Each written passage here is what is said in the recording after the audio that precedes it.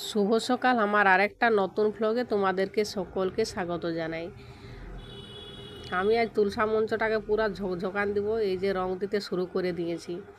আর যে গাছটা দেখতে পাচ্ছ সেইটা হচ্ছে বেল গাছ, আর বেল গাছের নিচেই আছে আমাদের তুলসা মঞ্চটা।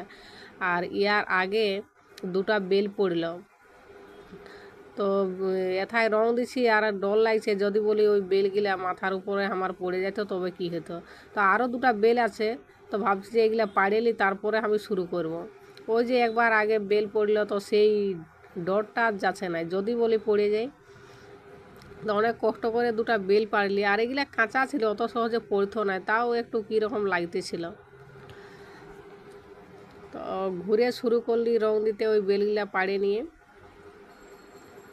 তো আর এই রকম কাজ করতে আমাকে এত ভালো লাগে, টুকুটাকু রং দিতে। এই যে কত সুন্দর দেখতে লাগছে আমাদের তুলসা মঞ্চটা, দেখো। আর কদিন এলে তো জল পড়ে একদম পুরো শ্যাওলা জমে যাইছিল, আর এত সুন্দর রোদ বার হয়েছে, আর পাতাগুলা দেখো কীরকম সবুজে সবুজ দেখাচ্ছে, আর তার সঙ্গে এই কালারফুল আমাদের তুলসা মঞ্চটা কত ভালো লাগছে দেখো। আর আজ আমি কমপ্লিট করতে পারেছি রং দিতে, আর এইটা রং করতে আমার 2 দিন সময় লেগেছে। আর ওই যে একটু একটু কীরকম ফুলের মতন আছে সেইগুলা একটু সময় লেগেছিল বেশি। তো চারিধার ঘুরে ঘুরে আমি দেখি কোথায় কি সর হয়েছে না নাই। তো এইদিকে একটু খেঁচো বেচো আছে, সেইটা আমি ঠিক করে দিছি বলে একটু ঠিক করে দিয়ে এলি। আর এই যে এইদিকে একটু সাদা আছে দেখাচ্ছে, তো ওইটা মনে হচ্ছে যে সর হয়ে নাই, তো আর এইদিকে একটু দিয়ে দেবো।